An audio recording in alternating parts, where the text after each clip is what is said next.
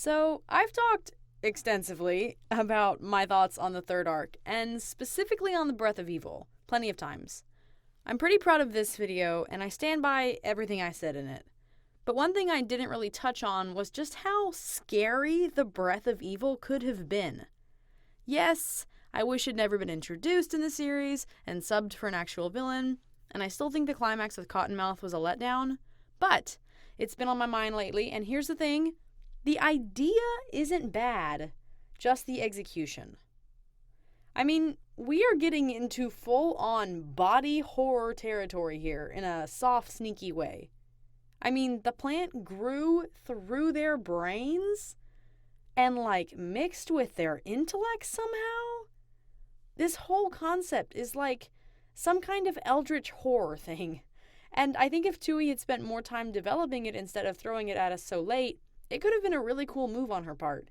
Because let's be real, after 15 books, she had to keep things different. We've had so many normal villains, quote unquote. We've had animus dragons and queens and gang lords and random antagonists. How cool is a total swing to a mind/body horror via a plant? To be honest, I'm not sure the concept for Breath of Evil really works with the Wings of Fire story. Tui's books tend to be a little lighter on the psychological horror side of things, and this idea is such a cool concept, but it's tricky to push it to its full extremes thanks to the intended age group of this series, as well as the general, more unserious tone of most of the books. But the plant literally melded with Cottonmouth and Lizard and was keeping their corpses alive. A story about a plant doing that could be so cool, especially one that catered to an older audience and had a more serious, darker tone. I could really see myself picking up and loving a dystopian or apocalyptic novel with this idea, especially if you flesh out the characters of Cottonmouth and Lizard for more than half a book. If I'd picked up some little standalone novel with this story, I would be all over it. But even though I think this idea may have been a tough fit for Wings of Fire, I do think it was possible. And I think it was possible to include it in a much better way. So I'll try not to walk y'all through another rewrite of the third arc since I've already done that, but we'll consider this a bit of a what if the Breath of Evil was done right. Now, I think the main issue with the Breath of Evil was lack of development. Yes, we saw its effects as early as book 11, but we didn't know anything about it until book 15. Even what little we saw in 13 was barely the tip of the iceberg.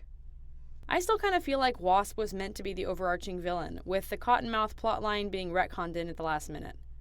However, if we'd been working toward that reveal from book 11, I feel like the Breath of Evil could have had a lot more weight behind it. I think it should have had more physical consequences. Since we don't ever sit in the mind of someone being controlled by the plant, we're often told that it's awful, but we never see it.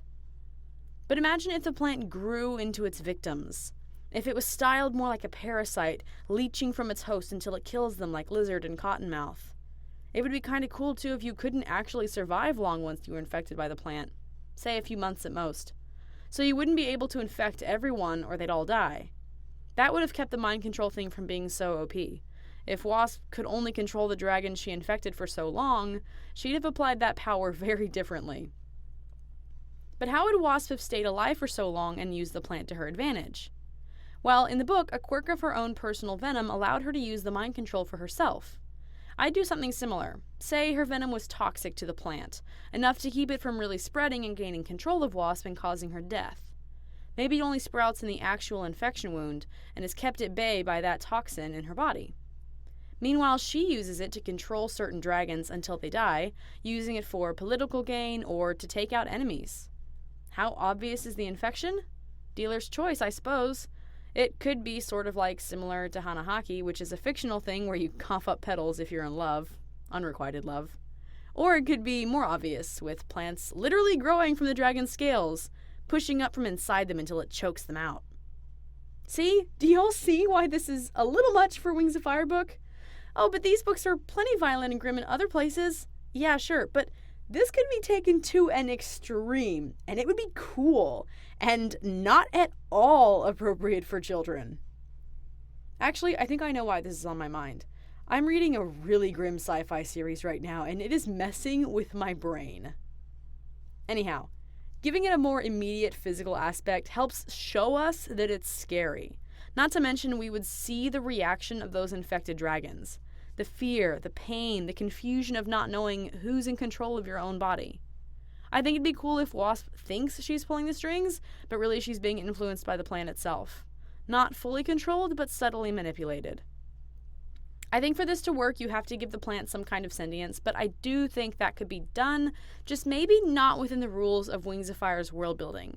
If it were me, I'd have it be animated by the malevolent spirit of a dead god, or some kind of eldritch creature in the form of a plant. Something made to grow and devour, or even something cursed. But those types of entities just don't really seem to exist within the framework of Wings of Fire. Not to say they couldn't be introduced, but it just doesn't seem to fit the tone of the world. I just think Breath of Evil could have been a really cool villain if Tui had given it more time to really develop and to scare us. I think the climax in Book 13, when everyone gets infected, would be even more awful because we would know that everyone has months from death by plant. Plus, that physical body horror stuff isn't the only direction you can go with this. Thinking on Cottonmouth and Lizard and how the plant was using and controlling, to an extent, their dead bodies, it's interesting to imagine what would happen if the ultimate goal of the infection was to spread through the entire body, eventually pushing out the life of the dragon to replace it with the plant itself. Basically a zombie situation. The body is dead, the dragon is dead, but the corpse is reanimated by the plant that's spread through every vein, every bone, every scale. If you want to really go hard, you can say the dragon's spirit is trapped in their body in agony until the plant releases its hold and allows the corpse to truly, fully pass away. Just imagine how terrifying that would be. You can take this so far. Imagine the folklore and the ghost stories we could have gotten. The characters sharing their families and hives' versions of the stories about the plant zombies, the living dead, only for them to later literally step into this nightmare. It could just be so cool, and not gonna lie, I kind of wish I'd never thought of this because now I'm feeling a little robbed. I think in this version of the story, you could keep Wasp as the main villain. You could say that the entity behind the plant melded with her because it was intrigued with her continued survival and viewed that as a means to gain even more control. Or you could still reveal her to be a pawn without taking her entirely out of the picture. Say we find out there's some kind of something controlling that queen and her weird plant magic. But Wasp is still a major player, still terrifying, and not a red herring tossed to the side like she was in 15. I know I talk about this all the time, and you guys are probably thinking, we know, but Book 14 was such a momentum killer. More and more it makes me wince how bad that derails the build-up to the climax.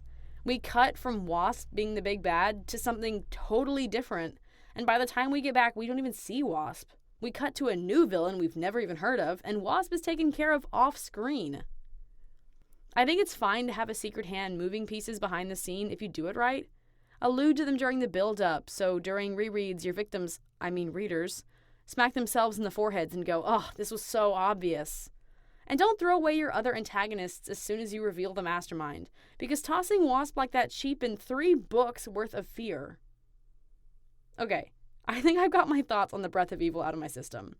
TLDR, if Tui had set things up differently and really leaned into a horror aspect for the Breath of Evil to give it some weight and some fear factor, I think we would all have very different opinions on the third arc. For a hard change of tone, I do want to talk about the art a little bit before I wrap this up, because I've actually never drawn Lizard/Freedom before. At first it was because Book 15 was so disappointing, and then later I was still kind of wanting to because I kept seeing all these neat designs from other folks, but I just never got around to it. So anyways, this is actually my first time drawing her. I actually like the name Lizard a lot, so I'm kind of sad that she got renamed. And yeah, I get the symbolism behind it, okay, but from a purely aesthetic standpoint, I like the name Lizard a lot. Anyhow. One of the hardest combos to get right is orange and green, in my opinion, because these colors can work if you balance them right, but they can also be so hard to work with otherwise. I do like how she turned out, though I wish I'd figured out a way to incorporate the Breath of Evil into the art, since that's literally the topic of the video. But if I had an arch nemesis in art, it'd be the Breath of Evil. I don't know why, but every time I try to draw it, it looks so garbage. By which I mean it looks cute, which is not the vibe I'm going for. I sketched like 3 or 4 versions of the vine before I gave up because I just Can't ever get the shape to vibe the way I want it to, so I just didn't.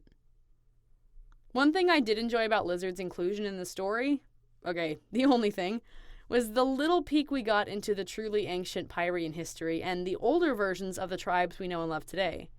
I don't know if it would have a place in my own version of the third arc, but you can bet I'd have tried to put it in just like Tui did. There's always something so bittersweet and intriguing about seeing history that old, seeing the roots of the world that we now know. It reminds us that the world isn't static, and the tribes and the culture and even the continents we now know have not always been and will not always be the way they are now. It lends a sense of grandeur and awe and time to an otherwise moment-by-moment, fast-paced, climactical story.